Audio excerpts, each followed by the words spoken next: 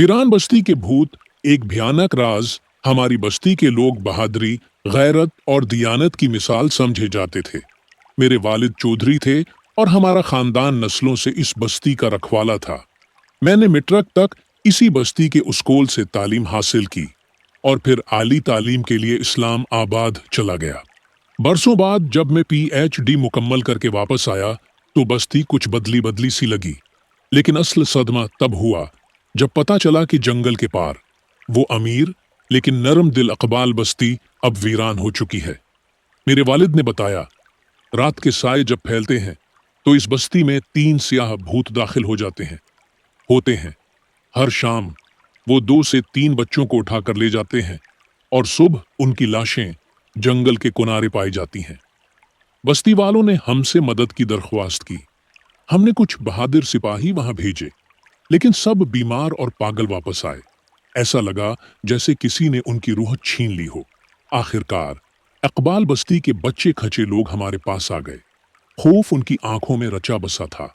मैंने अपने वालिद से कहा, अबू, मुझे 50 सवार दीजिए, मैं खुद इन मनहूस भूतों का सामना करूंगा। हम रवाना हुए।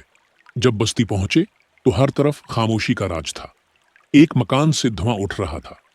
हम वहां पहुंचे तो एक बूढ़ी औरत अपने छोटे पोते के साथ बैठी थी, जो बेमुश्किल 2 साल का होगा। इसके चेहरे पर खौफ था। मेरे बेटे और बहू को वो ले गए।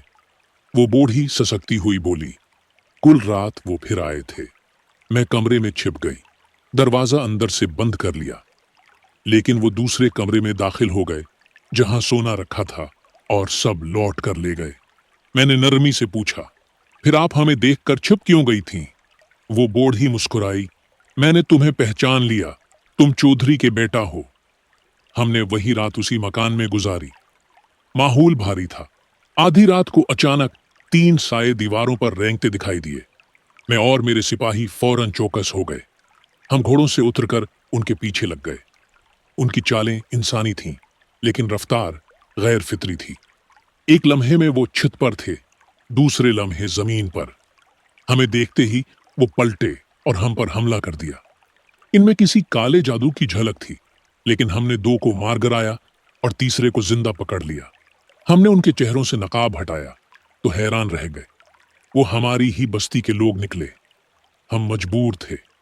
एक ने कानपुती आवाज में बताया, 20 साल पहले एक औरत का बेटा इस बस्ती वालों ने मार दिया। वो एक ताकतूर जादूगरनी थी। बदला लेने के लिए उसने हमें गुलाम बना लिया। हम हर हुक्म पर अमल करने पर मजबूर थे। हमने उनकी रहनुमाई में इस जादूगरनी का ठिकाना तलाश किया। एक सुनसान पहाड़ी पर एक पुराना टूटा हुआ घर था। जब हम अंदर दाखिल हुए तो वो पहले ही तैयार थी। एक भयानक जंग हुई। हम में से 10 सिपाही मारे गए और आखिरकार हमने जादूगरनी को खाक में मिला दिया। वापसी पर मैंने वालिद से कहा, बाबा, अब वक्त है कि हम इकबाल बस्ती के लोगों को वापस भेजें। बच्चे तो शायद न बचा सका, लेकिन उनकी इज्जत, उनका घर और उनका चीन लौटा दिया है। इस दिन के बाद सब ने मेरे वालिद को बादशाह बस्ती मान लिया और मेरे लिए दुआएं मांगने लगे। लेकिन आज भी जब रात के साए घने होते हैं तो ऐसा लगता है जैसे काले भूत अब भी किसी वीरान बस्ती में वापसी की राह तक रहे हैं।